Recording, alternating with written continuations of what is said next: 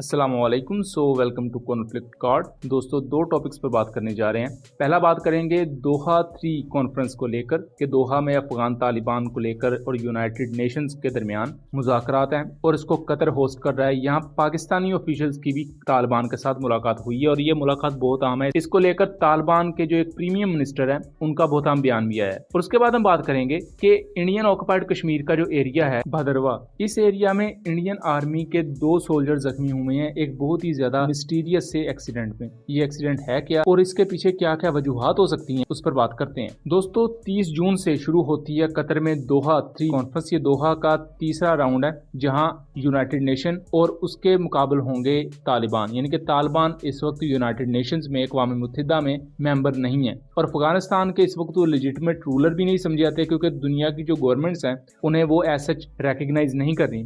दुनिया की मुख्तलिफ गवर्नमेंट्स उनके बारे में ये जरूर कहती हैं कि हम इनके साथ ताल्लुकात अच्छे करेंगे, लेकिन उसके साथ साथ बहुत से चूंकि पोटेंशियल खतरात या पोटेंशियल कंसर्न्स है मुख्तलिफ कंट्रीज को, जिसकी वजह से ये तमाम प्रोसेस रुका हुआ है। जैसा कि अगर तालिबान या अफगानिस्तान के करीबी मुमालिक में देखा जाए तो पाकिस्तान है, चाइना है, ये भी अभी खुलकर रिकग्नाइज नहीं कर रहे बिकॉज अफगानिस्तान में बहुत सी भी ऐसी प्रोक्सीज हैं जिन्होंने मुख्तलिफ एरियाज को अपने कंट्रोल में रखा हुआ है या वहाँ एक इम्प्लिसिट किस्म की जंग चल रही है। जैसा कि NRF है जिसने पंशीर के एरिया पर अपना पूरा कंट्रोल रखा हुआ है। उसके अलावा भी वहाँ दाइश का भी स्लीपर सेल पूरे के पूरे मौजूद है। और रिसेंटली तालिबान और अफगानिस्तान के दरमियान टेंशन और ज्यादा बढ़ जाती हैं जब से पाकिस्तान ऐलान करता है ऑपरेशन अज़्म इस्तेहकाम का, एक मिलिट्री ऑपरेशन जो कि TTP के खिलाफ होगा। इसके बाद ये देखा जाता है कि TTP की तरफ से हमले तेज होते हैं और TTP के मुख्तलिफ कमांडर्स भी की मौजूदगी की इतलात आती हैं तालिबान के एरिया से, यानी कि अफगानिस्तान से। इसी दौरान TTP का एक बहुत बड़ा लीडर, जिसका नाम अब्दुल मनान AKA हकीमुल्लाह था, वो कुनार प्रोविंस में मारा जाता है नामालूम अफराद के हाथों। और ये एक और बड़ा सबूत था कि TTP के बड़े बड़े कमांडर अफगानिस्तान में मौजूद हैं।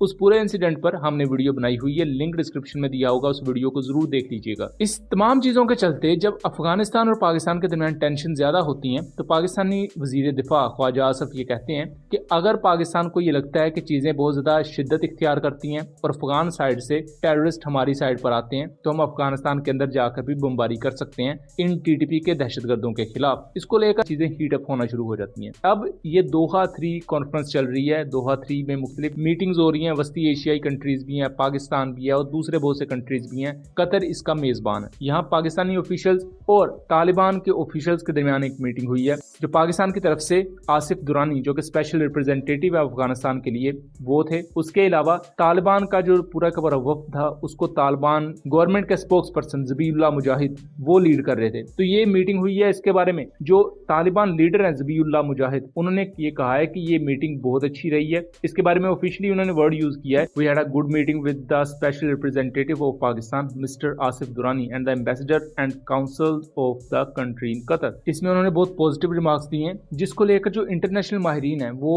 इस पर बहुत ज्यादा अप्रिशिएट भी कर रहे हैं दोनों कंट्रीज के रिप्रेजेंटेटिव्स को कि जहां एक तरफ टेंशन बहुत ज्यादा बढ़ रही हैं लेकिन ये जो मीटिंग है पाकिस्तान और अफगानिस्तान के दरमियान ये चीजों को कूल डाउन कर सकती है। जो इस वक्त दोनों कंट्रीज में कंसर्न पाए जा रहे हैं एक दूसरे के खिलाफ उनको बेहतर तरीके से एड्रेस किया जा सकता है। और इवन जो टेररिज्म का एक पूरे का पूरा नैरेटिव है कि पाकिस्तान कहता है टेररिज्म अफगानिस्तान से आ रही है और अफगानिस्तान कहता है कि हमारे मुल्क से नहीं आ रही, इसको भी बेहतर तरीके से एड्रेस किया जाता है। उसके साथ साथ एक और मीटिंग हुई है जिसमें 4 कंट्रीज थे, पाकिस्तान, अफगानिस्तान, उज्बेकिस्तान और कतर। ये 4 कंट्रीज में बेसिकली ट्रांस अफगान रेलवे को लेकर बात की गई है, यानी कि पाकिस्तान से उज्बेकिस्तान रेलवे जाएगी जो कि अफगानिस्तान से गुजर कर जाएगी। तो ये 3 कंट्रीज को इससे फायदा होगा। बेसिकली ये ट्रेड रूट होगा जो कि डायरेक्टली पाकिस्तान के CPEC के साथ भी कनेक्टेड होगा। लेकिन यहाँ फिर वही मसाइल है सिक्योरिटी से रिलेटेड कि सिक्योरिटी बेहतर होनी चाहिए और अफगानिस्तान के अंदर भी इस वक्त कोई सिचुएशन सिक्योरिटी की अच्छी नहीं है और पाकिस्तानी साइड पर भी बहुत से सिक्योरिटी चैलेंजेस है। यहाँ इलीगल अफगान इमिग्रेंट्स को लेकर भी बात की गई है कि पाकिस्तान ने कहा है